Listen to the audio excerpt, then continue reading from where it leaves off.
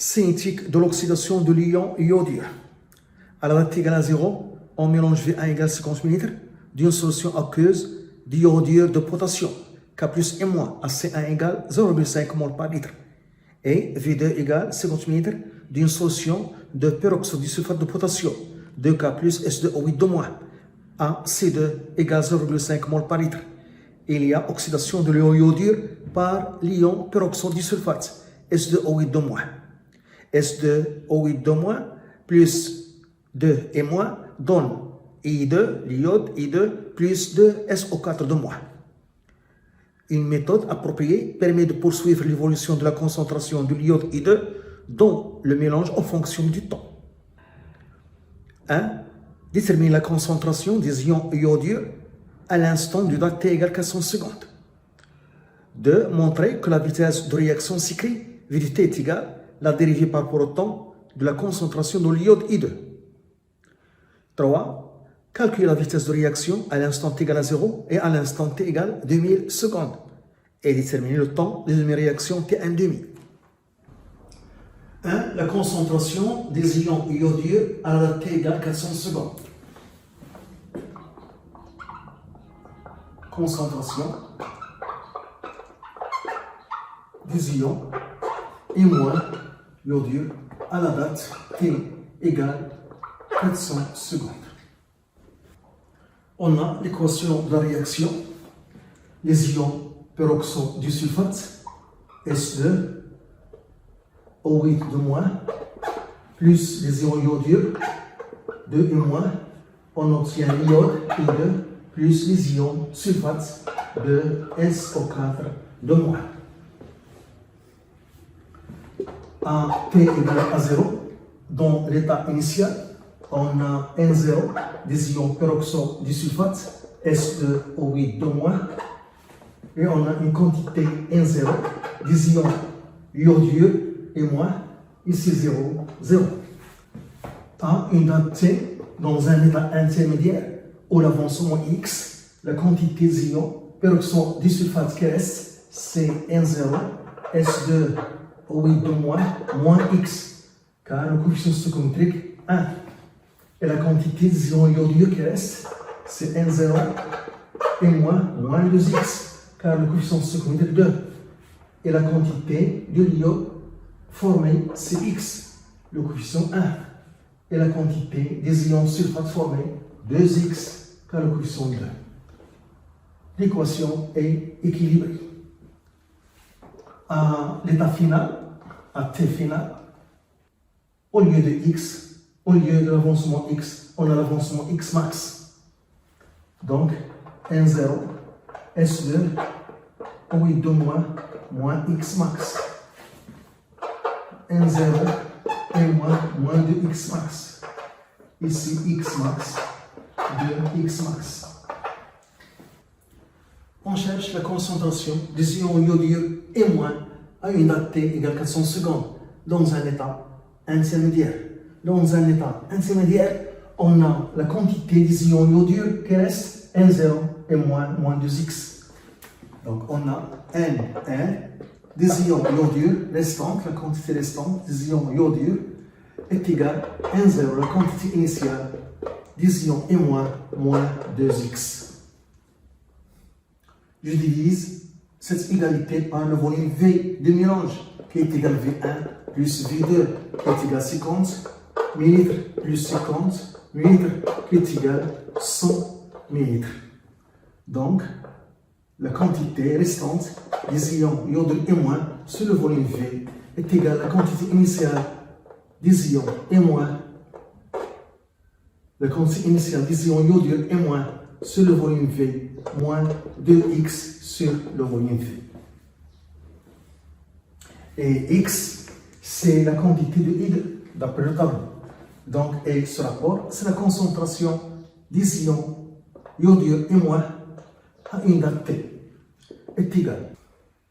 N0, c'est C1, la concentration des ions iodure fois le volume V1, le volume de la solution d'iodure de potassium sur le volume de mélange, qui est égal à 100 ml, moins 2 X, d'après le tableau d'avancement, c'est la quantité de l'iode, I2. Donc c'est 1, I2 sur le volume V. Donc, la concentration des ions iodures à ion T est égale à C1 fois V1 sur le volume du mélange moins 2 fois ce rapport, c'est la concentration de l'iode I2. Concentration de I2 à ion T.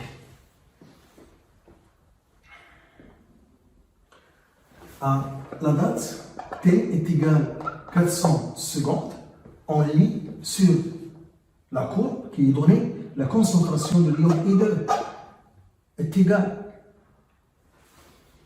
5 mmol, 5 mmol par litre, qui est égal à 5 fois 10 puissance 3 mol par litre. Application numérique. Donc la concentration des ions iodures à une date T qui est égale à 400 secondes est égale à C1, c'est 0,5, V1, c'est 50 millilitres, je garde V1 en millilitres et V en litres, on simplifie par millilitres. Donc sur 100 moins 2, concentration de l'iode I2, 5 fois 10 puissance 3. On trouve la concentration des ions iodures et moins à la date T égale 400 secondes est égale à 0,24 mol par litre. De la vitesse de réaction.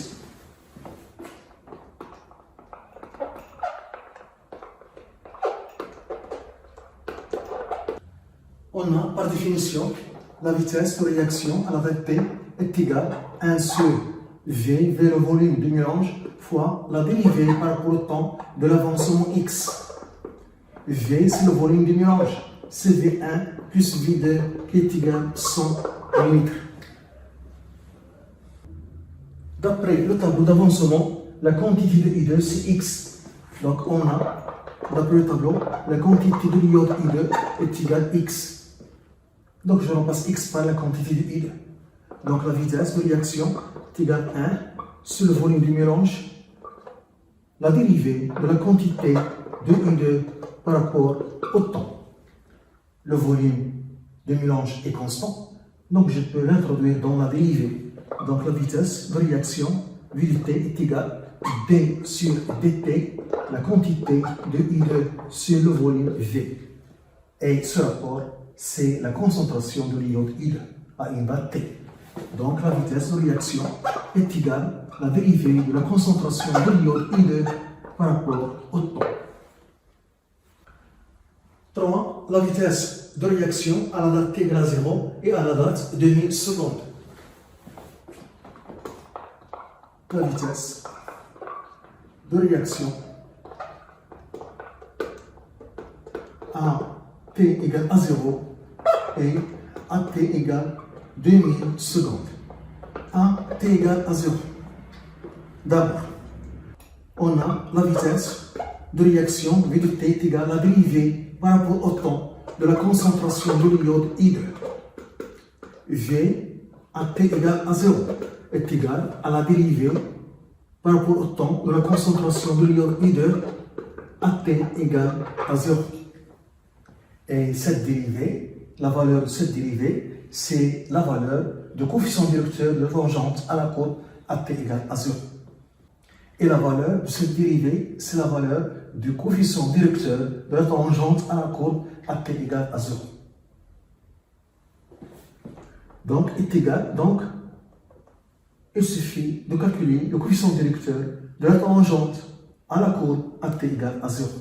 Donc, on choisit deux points de la tangente à la courbe à T égale à 0. Donc, le premier point, apport ordonné 20 millimoles par litre, et le deuxième point, apport ordonné 0. Pour ce point, qui est apport ordonné 20 millimoles par litre, l'abscisse correspondant, c'est 1000 secondes. Et pour le point 0, c'est l'abscisse, c'est 0, car la tangente à T égale à 0 passe par l'origine. Donc, est égal 0,02. 0,02 millimoles par litre par seconde. C'est la vitesse de réaction à t égale à 0. Pour la date 2000 secondes, à t est égal 2000 secondes. La vitesse de réaction à t égale 2000 secondes est égale à la dérivée par rapport au temps de la concentration de l'iode I2 à la date t est égale 2000 secondes. Donc, la valeur de cette dérivée est égale au coefficient directeur de la tangente à la courbe à t égale 2000 secondes. On a donné la tangente à sa date t et est tracée, donc on cherche son coefficient directeur qui est égal à la valeur de cette dérivée. La valeur de cette dérivée est égale au coefficient directeur de la tangente à la courbe à t égale 2000 secondes. Donc on trace la tangente à la courbe à sa date t et on cherche son coefficient directeur qui est égal à la dérivée par rapport au temps. La valeur de cette dérivée est égale au coefficient directeur de la tangente à la courbe à t égale 2000 secondes. Donc on trace la tangente à la courbe à sa date 2000 secondes et on cherche son coefficient directeur. La valeur du coefficient directeur de la tangente est égale à la valeur de cette dérivée. Donc la vitesse V à la date t est égale 2000 secondes est égale. Donc on choisit deux points de la tangente à la courbe à t égale 2000 secondes pour calculer son coefficient directeur. Les deux points, le premier point apport ordonnée 20 et le deuxième point apport ordonnée 10 millimoles par litre.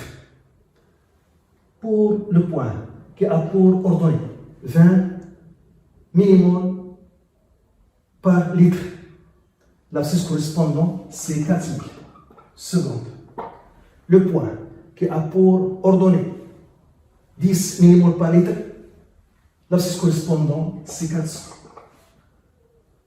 Donc on trouve ici 10 sur 3600 est égal à 2,78 fois 10 sur 3 millimoles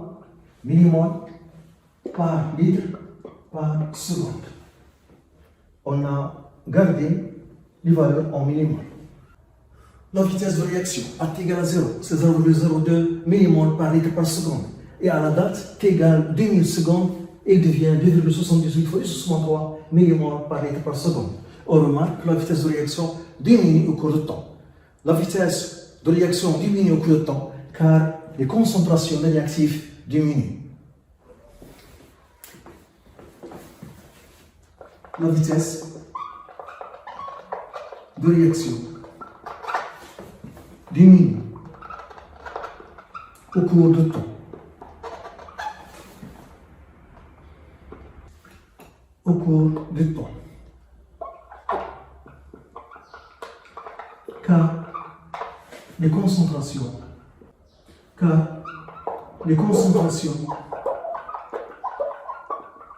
des réactifs diminuent.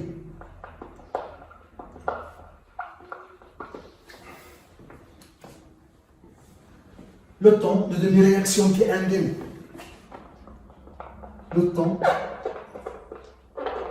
de demi-réaction qui est un demi. Par définition, l'avancement à t un demi est égal à x max sur 2. Si la réaction est totale, on a une réaction totale. On n'a pas donné la courbe qui représente les variations de l'avancement en fonction du temps. On a donné la courbe qui représente les variations de la concentration de l'iode I2 en fonction du temps. Donc, il faut chercher la concentration de l'iode I2 à T1,5. on a la concentration de l'iode I2 est égale à une date T est égale à la quantité de I2 sur le volume V. Et la quantité de I2 à une date T, c'est l'avancement X. Donc est égal X à une date T sur le volume V. V est le volume de mélange. V est égal V1 plus V2 qui est égal à 100 ml. À T1,5, la concentration de l'iode I2 à T1,5 est égale X à T1,5 sur le volume V.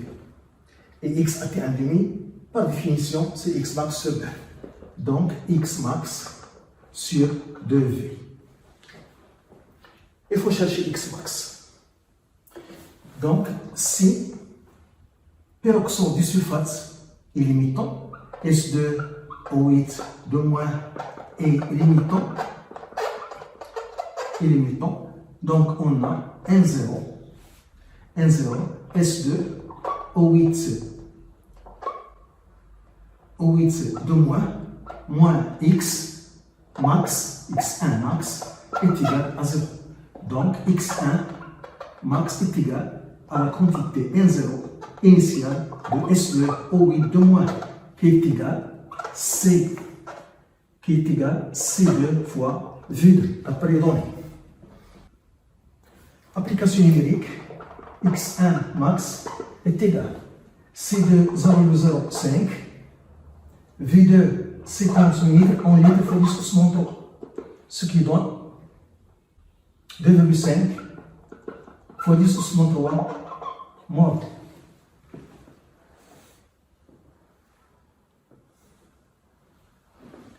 Si l'iodure est moins et limitant, on aura N0 et moins de X2 max est égal à 0. Donc X2 max est égal à N0 de I- sur 2 qui est égal à C1 fois V1 sur 2 égale C1 0,5 V1 50 ml en litre fois 10 puissance 3 sur 2. On trouve X2 max est égal 12,5 10 3. 12,5 fois 10 puissance 3 mol. L'avancement maximal, c'est la plus petite valeur. Donc c'est 2,5 10 3 mol. Donc, X max est égal à 2,5 fois 10 puissance 3 mol. On a trouvé que la concentration de l'iode I2 à T1,5 est égale à X max sur 2V. Qui est égal à X max 2,5 fois 10 puissance 3 sur 2V. V, le volume du mélange, 100 ml, 50 plus 50 en litres fois 10 puissance 3. Donc, on trouve 0,0125 mol par litre, qui est égal à 12,5 fois 10 puissance moins 3 mol par litre, qui est 12,5 millimol par litre. Donc, on place cette valeur sur l'axe des ordonnées et par projection, on lit T1,5 sur l'axe des abscisses. On place cette valeur 12,5 millimol par litre sur l'axe des ordonnées et on lit T1,5 par projection. Par projection, on trouve T1,5 est égal. On trouve 1600 secondes. Le temps d'une réaction T1,5 égale 1600 secondes, ça signifie 1600 secondes, c'est la durée au bout de laquelle la moitié du réactif limitant est consommée. Le réactif limitant, c'est peroxyde disulfate, S2O8 de moins, car peroxyde disulfate qui a donné X max.